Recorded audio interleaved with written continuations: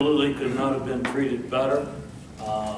It's absolutely been a wonderful trip. The hospitality has been exceptional, and it's just been a good week. I'm hoping we can repay you people. Great game tomorrow. Their opponent is really good and really tough, well coached, do things extremely well in all three phases. So, you know, we know the challenge in front of us. So, we've done a lot of things, and I thought it was kind of beyond Call of Duty a little bit. Last night was at a function, and the photographer wanted to get me with some of the Mexican things that were going on in the groups and da-da-da. And so the first one, a really nice lady, I had a picture with her in her outfit. Then he came back and wanted me with the band and said, "Picture," and he said, "No, you need to dance." And I, you people from back home know how I dance. So that wasn't a good, going a little bit beyond, but no, it's been fun. We had a great time. So thank you, Sunville people. Hopefully you have can provide you a great football game. Coach, I probably have a few questions. Guys? Do you have a status yet on Fuller? Pardon me? Fuller? Yeah, we expect Kyle Fuller to play.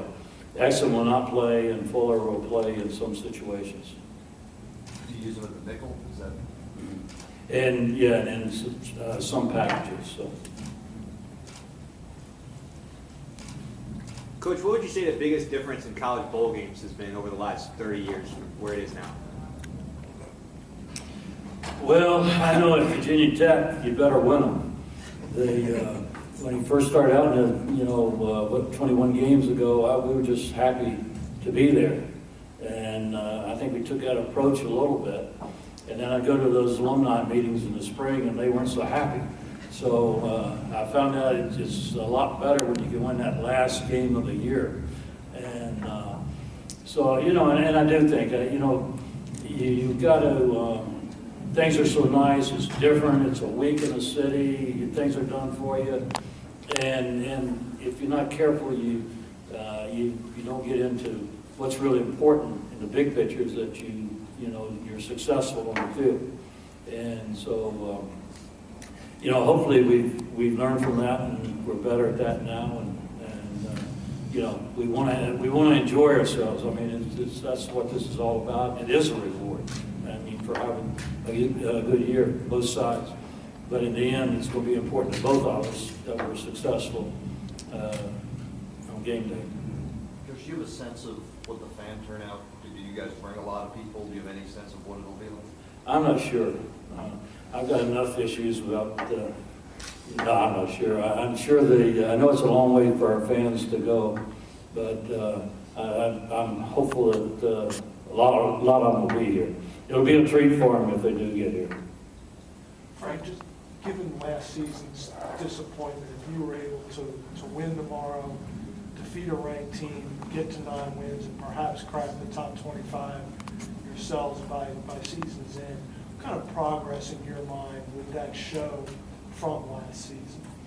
Well, I think each season, is different, and I was proud of last year that when we were 4-6, and how we got to 4-6, there's some stories there, but we were 4-6, and we hung in there when we were a team that were used to winning 10 games, and we hung in there and won our last 3 to have a winning season.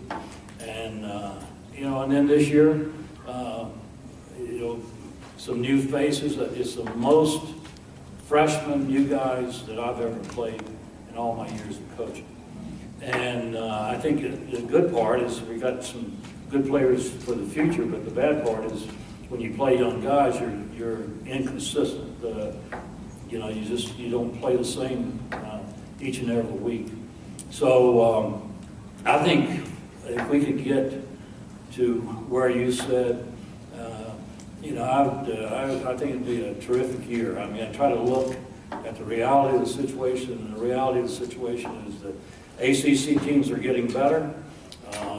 The reality is that we played a lot of young guys, had a couple of injuries that were really tough, but we hung in there, and if we could end up well, as a ranked team, that would be fantastic. Frank, there was, you've had a couple weeks now to kind of look at UCLA, and obviously with the dynamic quarterback and the front seven that everybody talks about on defense, you've seen some great quarterbacks in front sevens this season, but are there some things schematically that UCLA does that you maybe have not seen or maybe not used to at this point?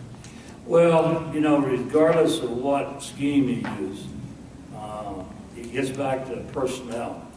And their personnel is good, and they're well coached, and they're in the right position, and you don't find gapping holes. And so that's you know, you kind of understand what you're up against. It's all about execution, and you got to get them blocked, and you got to get the ball to the right place at the right time. And so that's a challenge for us.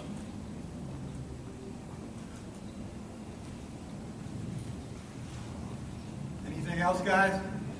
I will add something, one of the questions y'all had about the ticket sales.